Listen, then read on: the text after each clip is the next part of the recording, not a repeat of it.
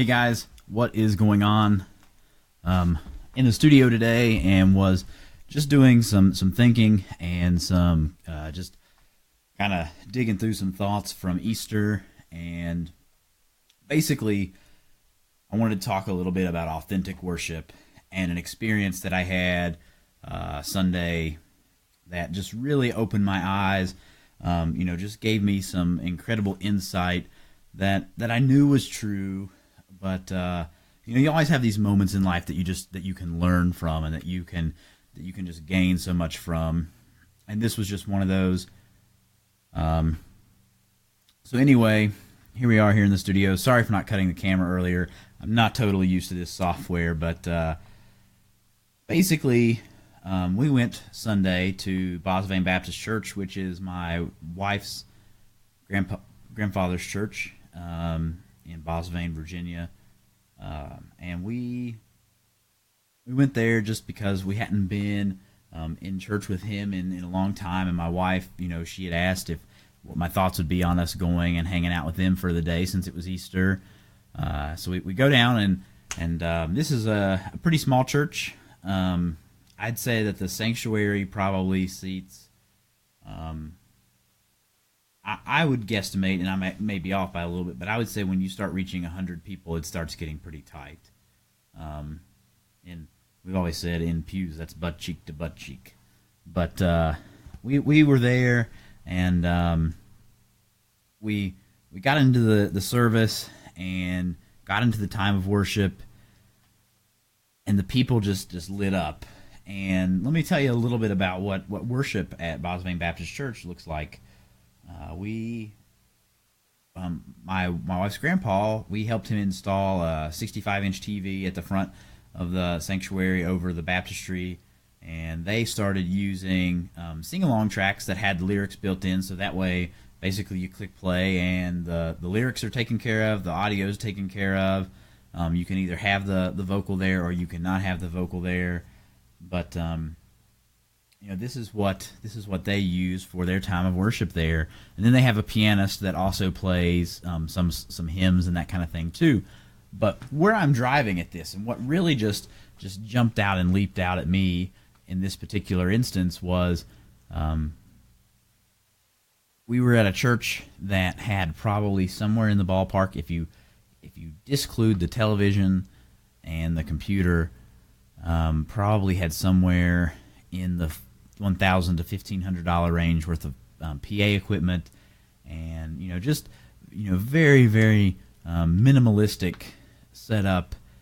And we live in this culture now with church that I think you can almost sometimes think you judge the quality of the worship experience by the dB level, and there's just so many factors that I think that we overlook and that we don't take into consideration. And I really got my eyes opened Sunday morning in a new way to how you can have amazing, authentic, wonderful worship without guitars, without PA equipment, without in-ear monitors. And of course, I knew this in my heart, and I would have conversations about it. I've done training with other folks and have expressed how unimportant some of these things are, but it wasn't until that it was right there, kind of in my face, and I was looking at it, and I saw just this stripped down, wonderful thing where the congregation was just banded together in song. We sang the song "Shout to the Lord." And they loved it.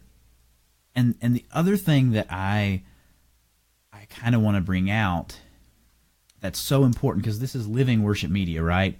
Let me throw something up on the screen really quick. So this is an image that I found a while back, and it says the authenticity of a church's worship matters more than the style of a church's worship. And for whatever reason, that just jumped out and grabbed me, and I've really been kind of locked onto it ever since. And so, you're talking about the authenticity of a church's worship, and that is something that you have to give credit to the fact that the authenticity of a church's worship cannot be measured by the technicality, the musicality. None of that information has anything to do with the authenticity. And like I said, I knew that. I know that. But when I got to see this congregation, there were probably 80 to 90 there Sunday mornings. It's Easter Sunday, so the church was packed. When I got to see this congregation who didn't have, pretty ambient music building up to the time of worship. They didn't have a worship leader per se, who was, coaching them and leading them into this place of worship. They were given an opportunity to praise God. They were given a song or two, and they were told that this is the opportunity that we're gonna just set some time aside to praise God. They hit play, and the church was automatically just drawn into this energetic time of just giving praise to to our God. And man, it was eye opening for me, and it was wonderful. And I didn't get a good opportunity to talk to Reginald, which is Brittany's grandpa, about it. And I was thrilled to just be a part of it, to have been there and gotten to visit. And I really learned something from it, and I hope that the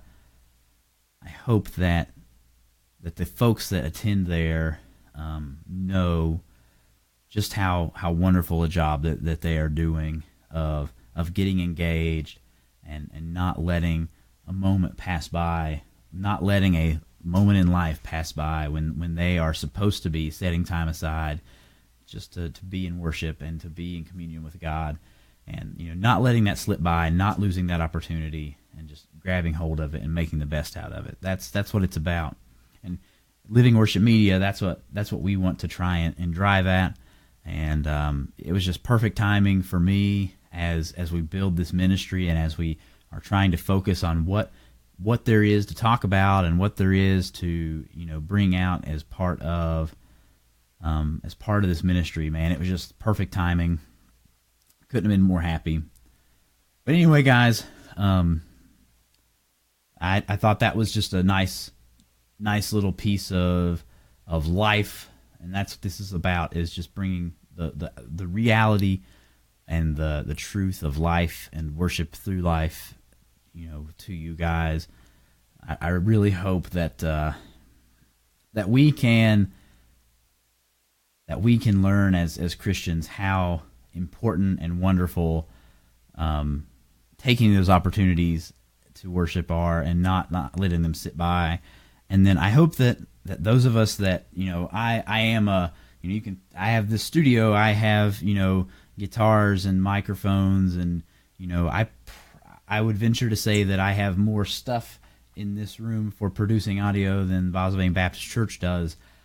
And it didn't matter. None of that mattered. We still had a very wonderful, authentic time of worship without it. So I think that there's a lot to be said and learned by those of us that are used to having MIDI controllers and iPads and phones and studio microphones and all those types of things. I think that there's something to very much so be brought to the surface and to our attention by this story. So anyway, I love you guys.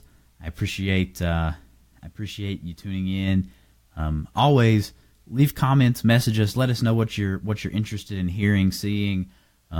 We are here to serve and just to bring what helps you in your day-to-day life. Always message us with prayer requests. We've been getting some private inbox prayer requests, which has been awesome.